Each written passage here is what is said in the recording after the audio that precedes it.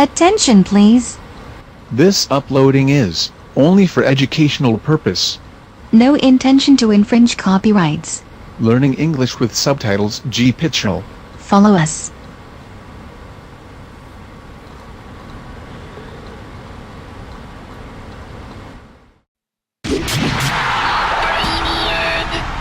This is Brainiac Sports Day, the show that does for science what badly thrown javelins do for hot dog salesmen. Still to come on Brainiac Sports Day. Pull! Competing with electricity. Pumping iron with John Tickle. And sprinting with a difference. But first...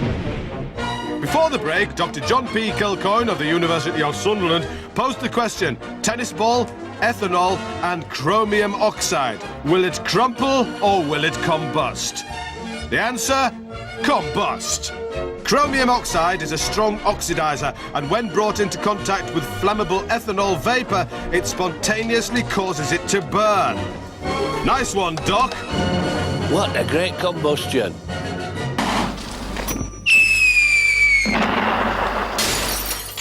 The following celebration is extremely dangerous. Do not try this at home. Or anywhere else, for that matter. It's been 21 years, 1 month, 2 days, 5 hours, 22 minutes and 12 seconds, and you've finally run the world. If you're still in the mood for celebrating, whatever you do, don't pour petrol onto your trophy and place it into a microwave cavity. Because you'll find almost immediately the metallic gold paint will fizzle off and that cheap plastic base will start to melt. Until, inevitably, your cup runneth over as it catches the reservoir of petrol and the Olympian spirit burns brightly. Please try to remember, we do these celebrations so you don't have to. Do not try this at home. And now over to Dusseldorf, where we've got German sports scientist Herr Nerv und Neunzig, who's developing a new way to get peak performance from athletes.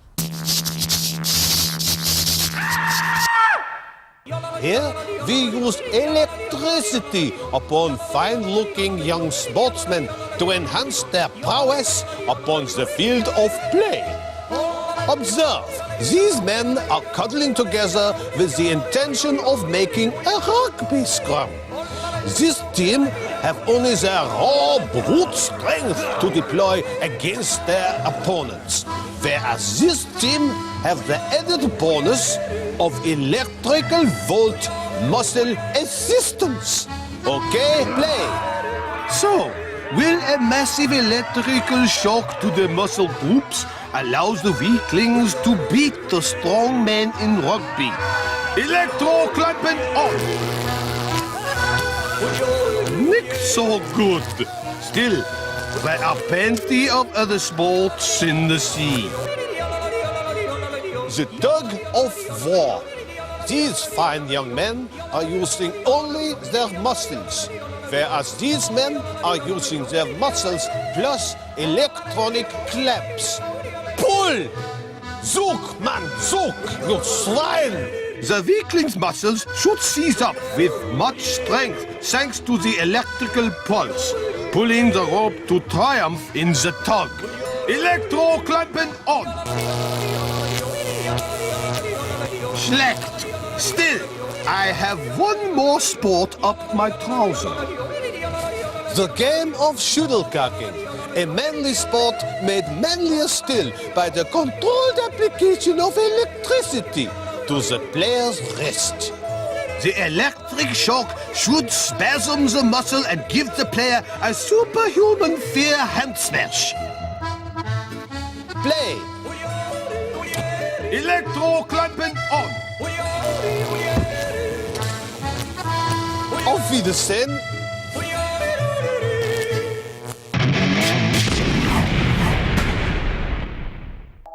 Dear John, I find it really embarrassing when my girlfriend asks me to open a jam jar and I can't do it. I've heard that professional sportsmen psych themselves up to achieve a better performance. What state of mind is best if I want that extra burst of strength?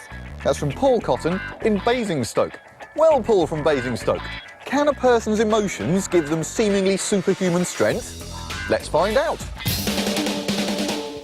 Here we are in the weights room. I'm going to find out how strong I am in a neutral emotional state. This should set a baseline level that I can then try to beat. It's not just a question of being able to lift the weight, but of being able to bench press it up from my chest. First up, 20 kilos. 30 kilograms. No problem. 35, getting tougher. Yeah. 40 kilos. Oh, I can't get it up. Oh, no, that's my limit. No, not a chance, I'm afraid. No matter how much I try, I'm not going to be able to lift those weights. What I need to do is get in touch with my emotions. Now, the first emotion I'm going to try is pride. These lovely ladies are going to watch me attempt to lift these weights, and I'm going to see if my male ego can lend a hand. Let's have a go. This might look like a feeble excuse to ogle at women, but it stimulates the pride a sportsman might feel when competing. I can get the weight down to my chest, but I can't lift it up from there. No, I can't do that. Oh, it's no good. I can't shift that. But don't worry, I've got another idea. Will a massive boost to my self-confidence help me lift the weights? As I enter this room, I enter a world in which I am king. Everybody is reminding me what a truly excellent bloke I really am. Let's go!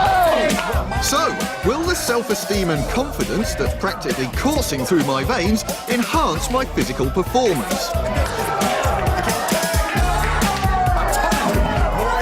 Getting it off the stand is one thing, but can I lift it? No. I think I need a stronger emotion, something more primal, something like fear. Now over there is my favourite model Concorde. I built that baby when I was 10 years old. That Brainiac is going to smash up my treasured plane if I can't lift the weights. The thought of that happening fills me with fear and dread and gives me the motivation I need to succeed. Well, that's the theory at least. Let's give it a go.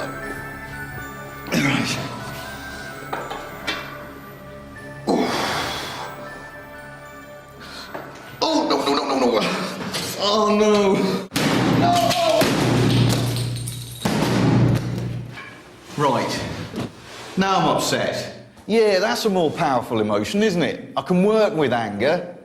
Right, Brainiac, go and find something that will make me really, really angry. Muppet! This is my girlfriend, Sarah. She fills me with feelings of love and warmth.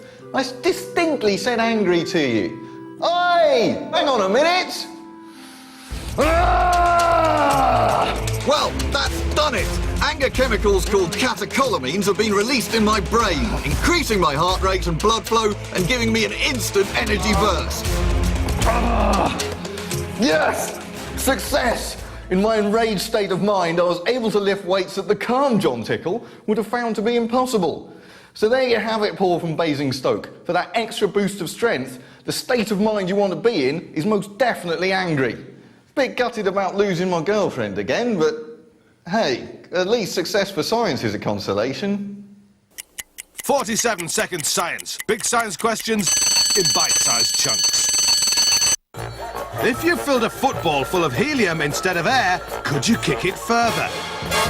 Found naturally in the large gas fields of the United States, alongside big miners with high voices, helium is one of the noble gases like neon, argon, krypton, xenon, redox and don-di-don-don.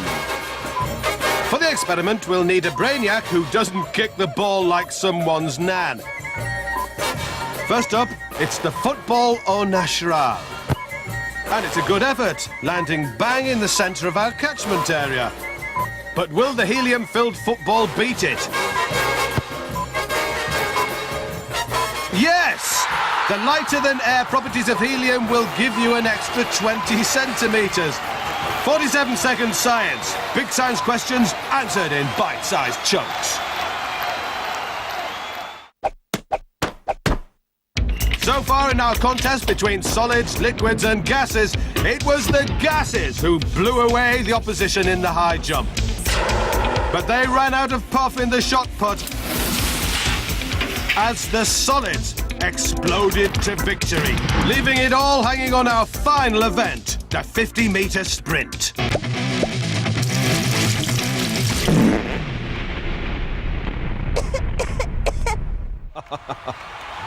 Welcome back to the great State of Matter contest of athletic prowess, and you join us now for the final and most testing event of the day. It's the 50-metre sprint, pitting gas, liquid and solids against each other. What's the contest, John? Well, Vic, the finishing line is linked to a fuse, and the first to get there following the 50-metre dash will blow up the golden Brainiac Sports Day ceremonial caravan. Our states of matter have unleashed some of the finest examples of their kind, and the first is liquid with paraffin. What's paraffin, John? Well, paraffin is a petrochemical. It's highly flammable. And the question is, will it be able to burn its way down this 50-metre length of guttering faster than the other states of matter? And the solids have gone for an igniter cord. What's all that about, John? Well, igniter cord is simply string impregnated with gunpowder, but it burns really quickly when it's enclosed in a tube. And this is quite incredible, John. It's gas, and they've gone for an amazing four CO2 canisters attached to this wheelchair. Quite simply, it's the Ferrari of gas-powered vehicles. If anything can beat the formidable speed of igniting liquids and solids, it's this bad boy. So, before the crowd get any uglier, it's time to find out which state of matter will claim victory and blow up the golden sacrificial caravan. Solids, liquids or gas? 3, 2, 1...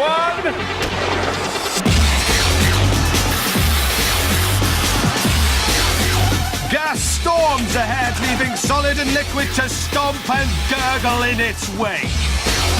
Solids furthest behind, that igniter cord just not igniting fast enough. But gas is still charging ahead.